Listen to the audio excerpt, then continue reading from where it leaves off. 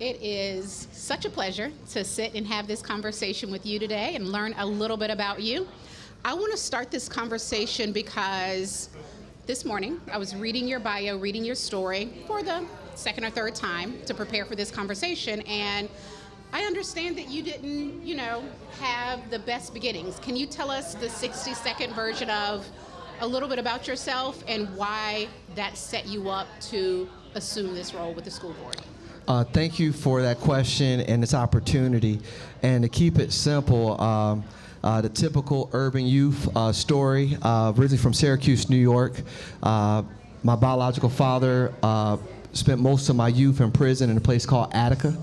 My mom struggled with substance abuse, and my stepfather decided that New York was not the best fit for raising a beautiful blended family, so he brought us to Jacksonville with no family for hope and a better future.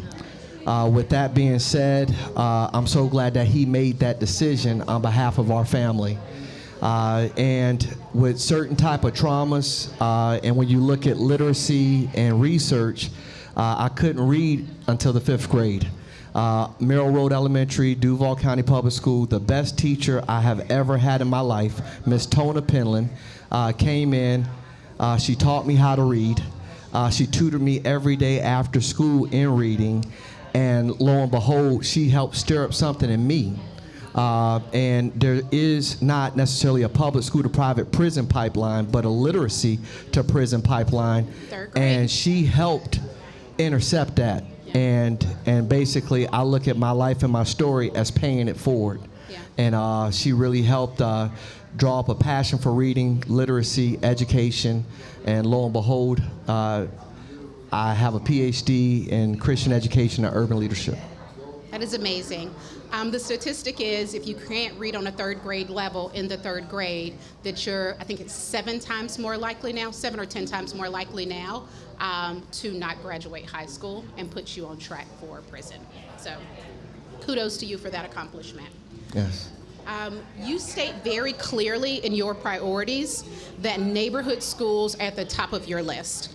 I would like to know, what are your thoughts on the current climate of school choice and its impact that it's having on public schools? All right. My top priority is to fight to keep our local neighborhood public schools open. I believe I'm the only candidate that has definitively said that repeatedly, on record, off record, because I feel like they are holders of rich tradition, rich history.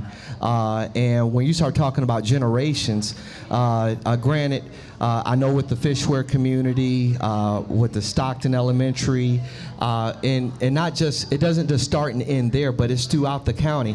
When you talk to someone from Duval that graduated from a Raines or a Reebok or a Jackson, they feel special, they feel empowered, they feel attached, like their personal identity goes back to that neighborhood, as well as the education that provided that as far as that school that provided that empowering education for them.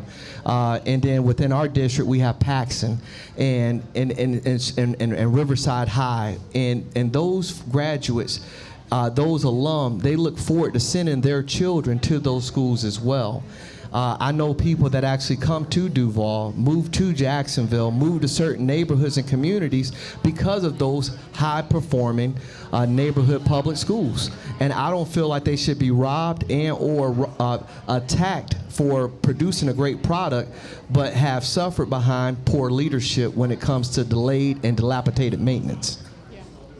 I'm one of those parents. I moved to Avondale so that my daughter could attend Fishware Elementary School. So I definitely resonate with that and support that.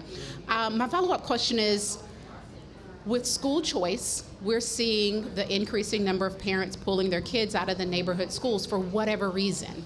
What are your thoughts or strategies on how to keep our community schools open?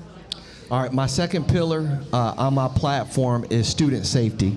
I don't believe that we're going to win parent support and parent buy-in if we do not secure our schools when it comes to safety.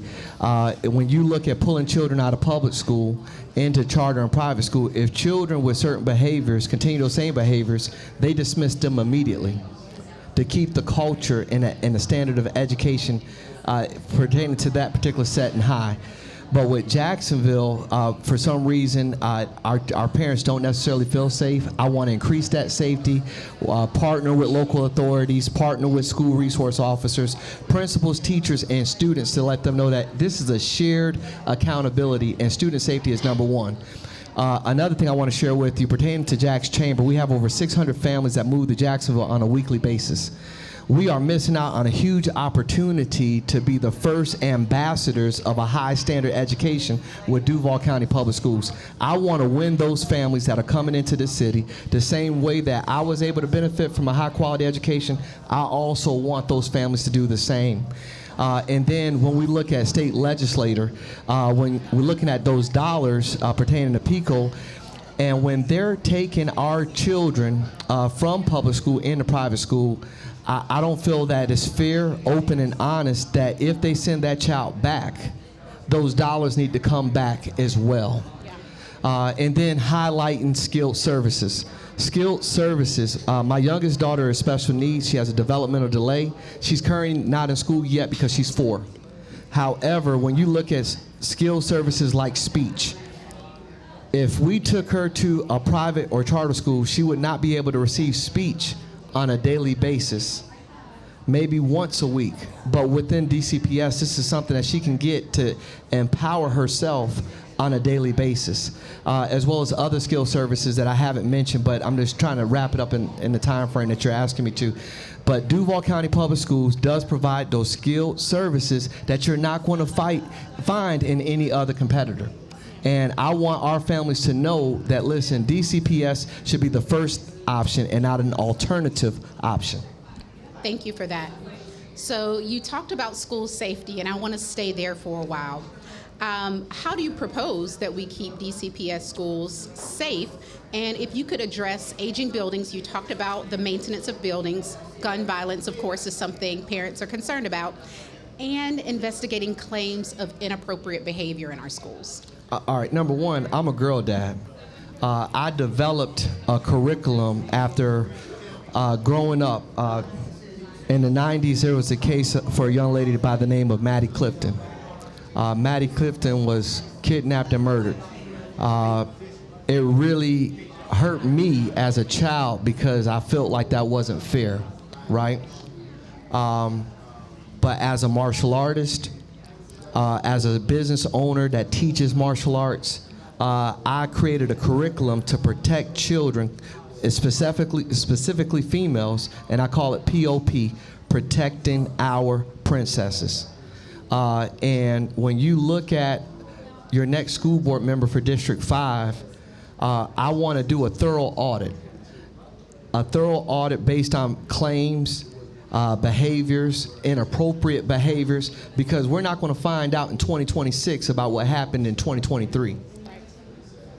We're going to address these issues firsthand because as a father with daughters, I want to make sure every child, every princess feels safe in every school.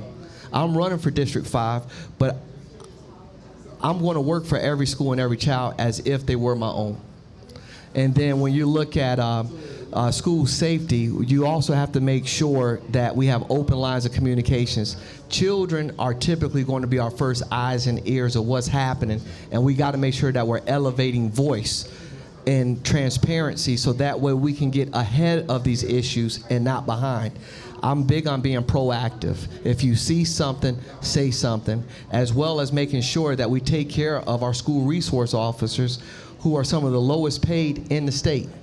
Like I said, there's got to be some buy-in, there's got to be some collaboration, and I'm willing to put in the legwork. Yeah. I'm going to go back in just a moment to the legwork and a commitment that you made when I was reviewing your bio. But I want to talk a little bit about DEI or DEIB, diversity, equity, inclusion, and belonging. How do you define DEIB and policies that would support kids in this school district? Great question, right? Now, regardless of DEIB, I am a black man, as you can see, and I consider myself an American of African descent. I'm proud to be an American. And what makes us unique and beautiful and special is whosoever will, let them come. And what I mean by that is I believe that everybody has unique giftings, unique talents, and I believe that there is unity in diversity. I believe that every human being deserves to be treated with decency, dignity, and respect. These are standards that I live by and I work with even in my business. I worked in over 20 Duval County Public Schools as a contractor, mentor, and I provided professional development for principals. So I've been very active throughout the county for decades. Like, this is not something new that I just started doing. And I've mentored thousands of individuals of various backgrounds within this school district. And like I said, I believe that you do lead by example. And when I think of diversity, equity, and inclusion, I think of Duval County Public Schools as one of those cities that has a huge diverse base. We have the highest Filipino population of Filipinos out of any other city in the state of Florida, as well as Hispanic Americans, as well as African Americans. So I believe that everyone deserves to be treated with decency, dignity, and respect. And those are the standards that I bring to the classroom, as well as I would bring to the school board as well. So you touched a good bit on race and ethnicity, which I appreciate. There's some other areas of diversity that parents may want to hear about. Kids that identify with the LGBTQ plus community and kids of various religious backgrounds. Would you speak on how you might support or not support policies for those kids? I'm going to go back again. Every human being should be able to be treated and can have an expectation to be treated with decency, dignity, and respect. If you treat everybody right, you don't have to treat anybody special. Yeah.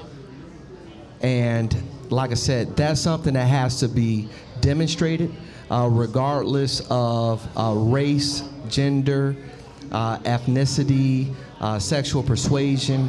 I believe that every human being deserves that. They're entitled to that. That is that ties into the First Amendment. I mean, it's not complicated, but it must be demonstrated. And I think I'm one of those candidates that have been demonstrating this not just yesterday, but for years within the community. I mean, and to be honest with you, this is not a one-man show. This is an all-hands-on-deck effort to save our public education, to save our public schools. This ain't the Nishan show. This is me fighting for my constituents. Okay. Thank you for that clarification. I appreciate it. Let's talk about some hard stuff. Okay. How do you anticipate addressing the budget deficits that the school district is facing? Great question, right? When it comes to budget deficits, I believe I'm also the only business owner that's running for School Board District 5. When you look at scalability, when you look at an opportunity to be able to build capacity, capabilities, access to capital, when we look at line items, my job when elected is to go line by line to make sure that there is no waste. And then for those contracts that we have an opportunity to refuse renewal, I want to make sure that we actually evaluate performance before we give a guaranteed renewal. And then we got to look at streamlining services that are duplicated but may not be effective. And looking at opportunities to also pull down dollars in collaboration with federal elected officials, state elected officials, and on the local level. I mean, when we're looking at capital improvement plans pertaining to PICO dollars, my philosophy is that there's gold in the old.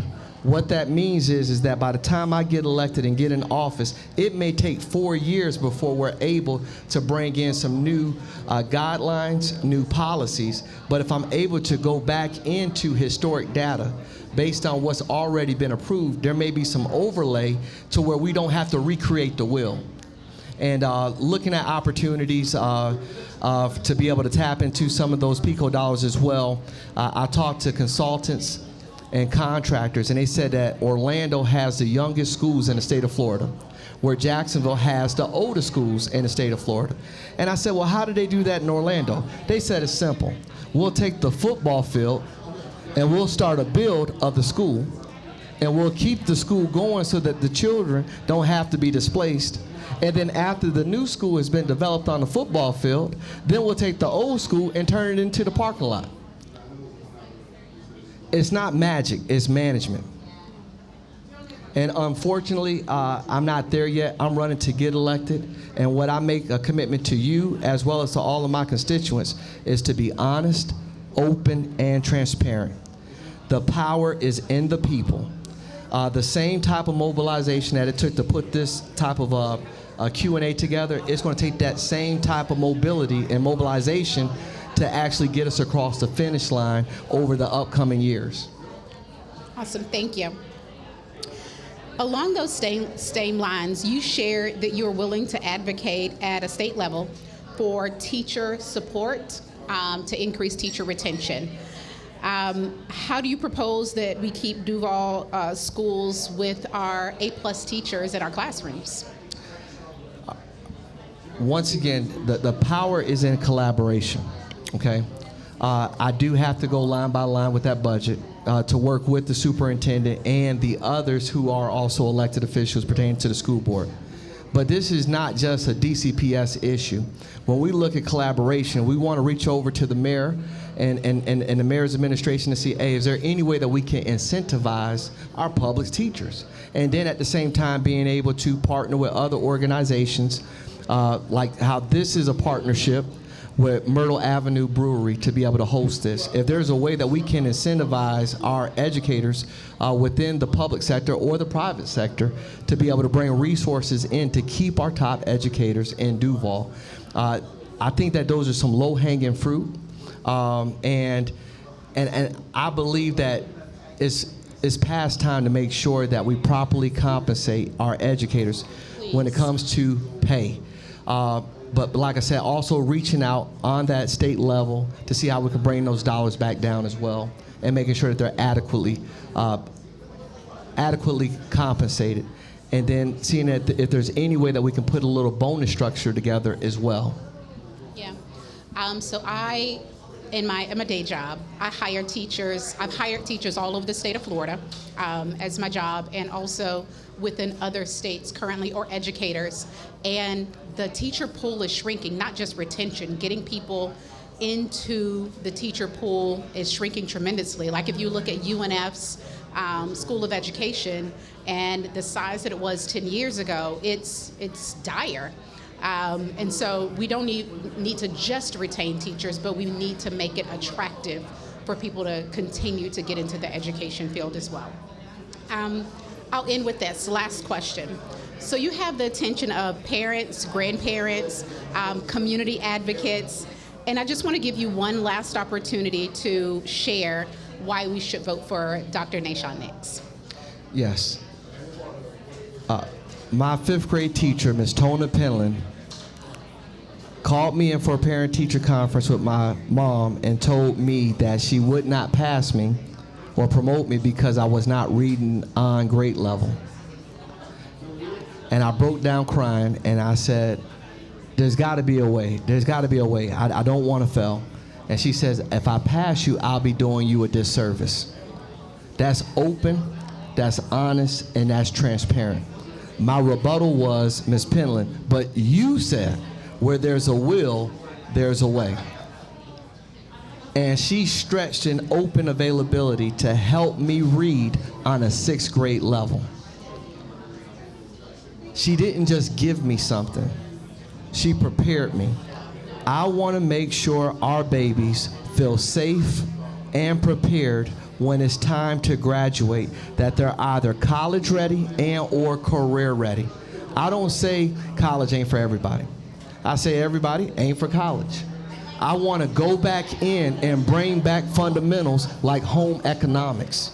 I want to bring back fundamentals and infuse the trades. We have the landscape to be able to prepare our children, not just jobs for the present, but for jobs of the future. I would love to see how we can make this a STEM hub by leveraging federal funding to make Jacksonville that beacon of hope and working with science, technology, engineering, art, mathematics. It can be done, but where there is no will, there will be no way.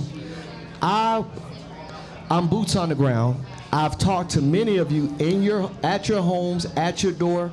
I've spent more time in the field than I have with trying to get endorsements from major corporations. I want the endorsement of my constituents. I want the endorsement of our neighbors to be able to hold our current superintendent accountable and to make sure that we keep our top educators in DCPS. This is not a one-man show. I am soliciting and requesting your help in order to make our district great. Average is the enemy to advancement. Our hashtag is chasing excellence. I'm not new. I work with some of our most severe children when it comes to pride campuses, EBD, ODD, emotionally behavioral disorder, oppositional defiant disorder, and we've helped those children go from isolation back into general studies with their peers. Why? Because where there's a will, there is a way. And I graduated from Edward Waters College, now Edward Waters University, senior class president, degree in education, and I feel like I'm properly equipped to hit the ground running day one. Awesome. Thank you. It's been a pleasure. Thank you for this opportunity. Thank you.